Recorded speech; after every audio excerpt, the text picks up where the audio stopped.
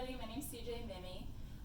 Last week we talked about strengthening the arch, and I did promise you some more foundational exercises for feet, ankles, and balance came to mind because if our arch is not doing what it's supposed to be doing, then our balance is going to be not as great. And when we think about balance, we think of people that are older, and that's a stereotype that we have because I have some teenagers, patients, who also have trouble with balance. Myself, I was brainstorming for a patient last weekend, and I stood on one leg in my kitchen, closed my eyes, and all of a sudden everything started spinning. So I don't know where it goes, but everybody at some point is going to have issues with balance. They're going to lose their balance. It's one of those use it or lose it. So here I have a video so you can learn how to use it. So I have a couple of options behind me. So we're going to start on the floor. So choose a firm surface. Now you can keep shoes on, or you can take them off. If you take the shoes off, then you're going to be using more of the arch muscles inside the feet. If you were told that you have to keep your shoes on, whether it's for neuropathy, if you're diabetic, if you have sensation issues in your feet, whatever the reason might be, please do keep your shoes on. Okay, so what we're going to do is start here. Make sure you're in a safe area, please. I don't want to get any messages that somebody fell over. And if you need something to hold on to, that's totally okay. So what you're going to do is, instead of going from 50-50 to 100 and 0 percentage of your body weight, see if you can go 50-50, shift over a little bit, so you're kind of 75-25. That feels okay. See if you can come up on the toes. That feels all right. See if you can lift them. If that's not so great, then go back to the previous step.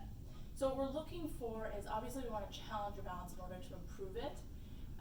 But the issue is that if we challenge it too much, then the brain's not going to know how to contract this side of the muscle and this side of the muscle in terms of the ankle, and what timing to contract them to keep you upright.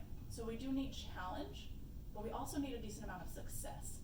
So find a spot where you can keep your balance for maybe 5-10 seconds. And if you need to put your hands on a surface, then please feel free to do that. So essentially, if you need the surface for full support, then go ahead and practice there for a while. Your ankle's still figuring it all out. Then go down to a couple of fingers, keep decreasing fingers until it feels like it gets a little bit easier. Then you can see if you can just hover your hand over the surface and come back. That's essentially it.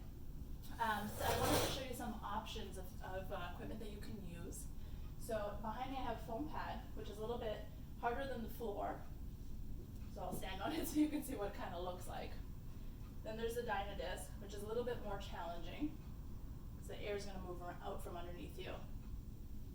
And then you have a little bit more challenge than that even, which is going to be the Bosu ball. So like I said, the goal of choosing a surface is that you want to have some challenge, but also a ton of success with it as well. Most people don't have these kinds of things at home. So things that you can use around the house are going to be things like gardening pad, that you kneel on.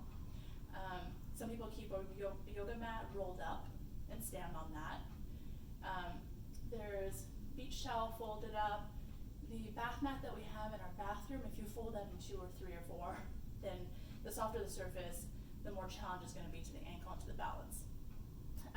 So what we're looking for is working on balance on an unstable surface first, then an unstable surface. The purpose of going towards the unstable surface is that when we're walking out in the community, we need to be able to react.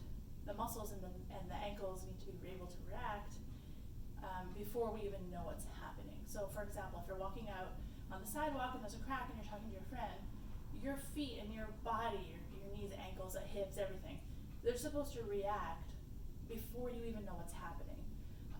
Also walking in the grass, because it's mowed straight, but we don't always know what's inside. So that's kind of the goal of working on unstable surfaces.